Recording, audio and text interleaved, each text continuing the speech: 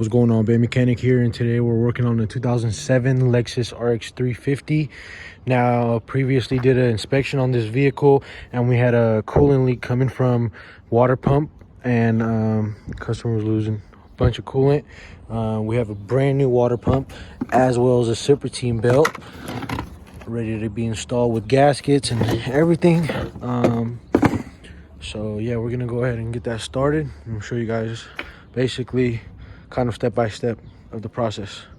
Okay, first thing you want to do is disconnect your battery. You want to make sure that car completely has no battery so you don't mess anything up. So you just loosen that up just like that, comes off. I do like to take off both. Some people do take off one, but I do like to take off both just to be sure. And now next thing you want to go ahead and do is obviously pop up these covers. So that's one right there. I already went ahead and took all the screws and everything off before I started. Now this one, just a simple pop off.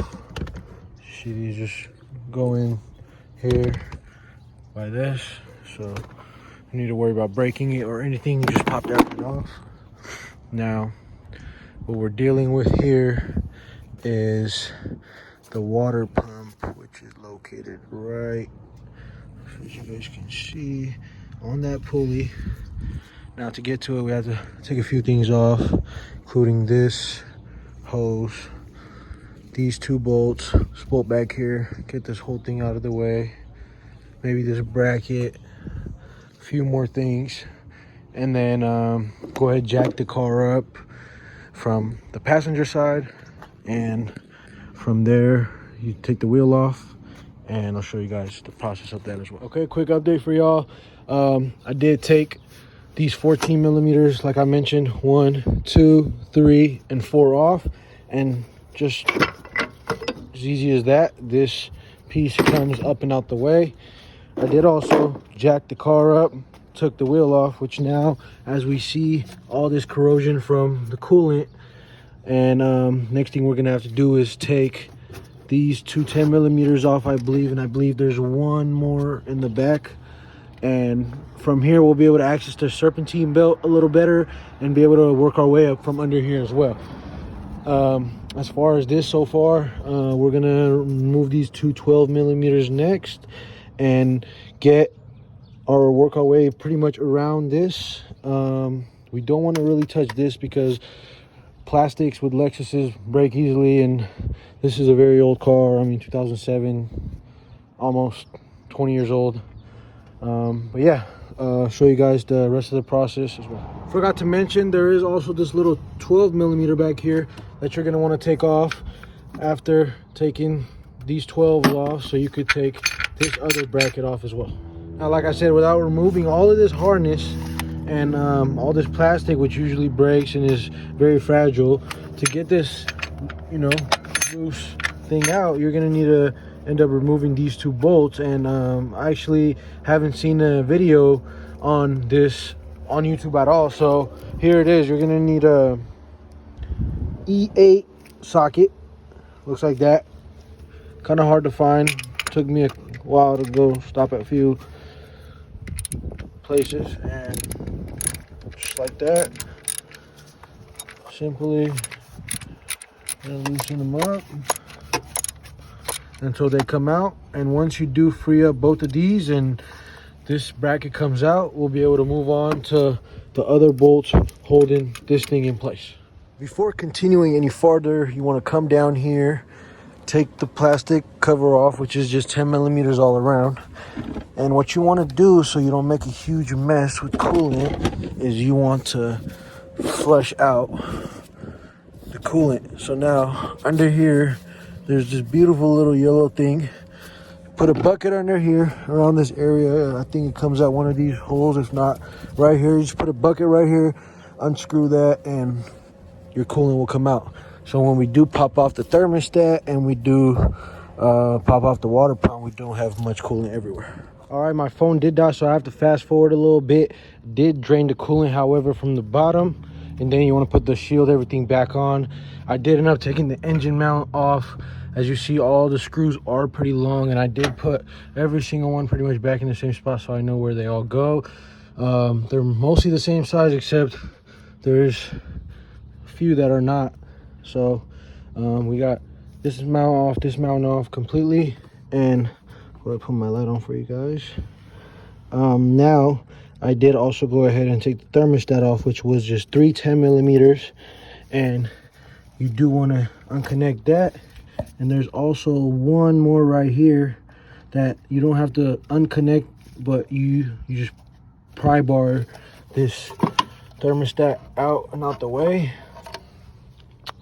See, got that out the way.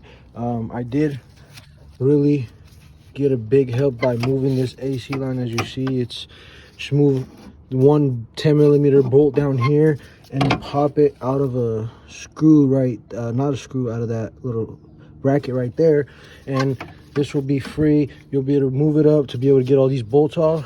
And pretty much now that the thermostat is out, as you see, all this coolant is from this water pump coming from the peephole. Now the water pump is behind this little pulley right here.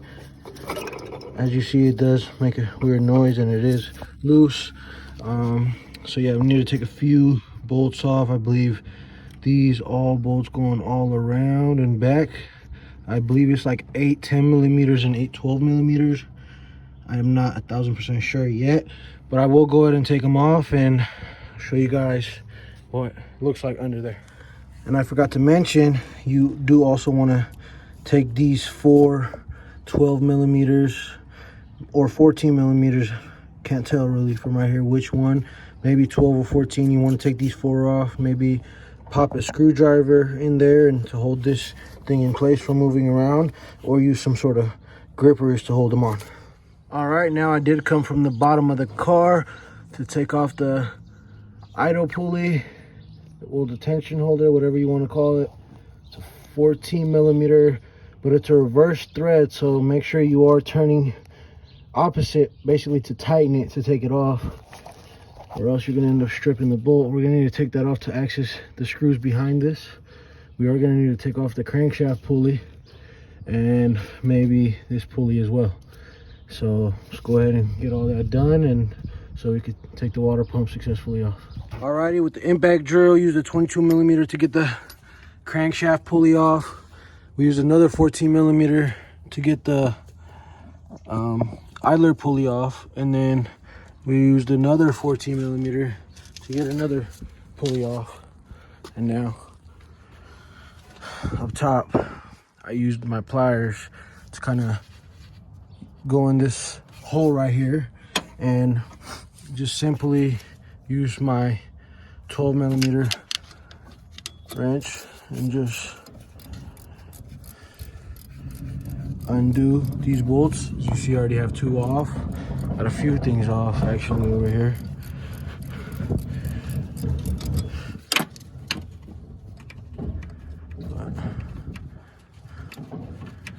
You'll see slowly, you'll be able to remove that bolt. I have one more. We'll go ahead and take that off, and that will give us clearance to take the whole water pump finally off. All right, the water pumper is finally out. It was a pain in the ass to get out after taking thousands of things off. And I mean, look at all these bolts came out of this thing, but it is finally off. As you see, this is in horrible shape. I mean, a bunch of corrosion all over. As you see, it's pretty busted, banged up, pretty much no good. We do have the gasket here, which also looks pretty banged up as well. No good.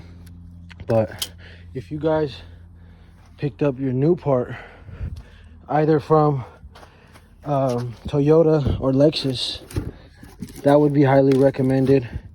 I did pick mine up from O'Reilly, but they did give me a very good high quality gasket. If your guys' gasket is not as high quality and you know it's paper and it's not very solid, I would suggest either using your old OEM one if it's in good shape, or if not, running to the dealership and purchasing a new one. So just to do a side-by-side comparison with the old and new one. You see, definitely was time for a new one. This one barely any movement, and this one's just loose. So let's go ahead, install this back in, and show you guys final results. Okay guys, this is days later. I did point out to the customer after, as you see, the water pump is fully on, installed, ready to go, looking mighty brandy spanking new with the belt. We realized that as I was putting everything back, kind of pointed out to the customer that you know, I did have to take off the thermostat housing, which is right there, and this water outlet, you know, which kind of goes right there. And I showed you in the previous earlier in this video how to take that off. This is actually broken right here, and there was no way of this holding in, so this could also cause a leak, or just in general you don't want this to be a thing. So nowhere but the dealership actually had this part, so went up to Toyota dealership, picked up a brand new water outlet as well as a thermostat. We did get the thermostat from AutoZone. This is their last thermostat. It's not a Toyota or Lexus. Well, Lexus is Toyota anyway, so it doesn't matter. But it's not a OEM thermostat, but we got a brand new one since we are doing this job, and we got to take the thermostat off anyway. Simply 2 10 millimeters, which make the thermostat come off, and then, you know, these 2 already come off from there. So yeah, that, as you see, is what's broken. We're gonna replace that, install the thermostat in here, and yeah, we're gonna install this all back together.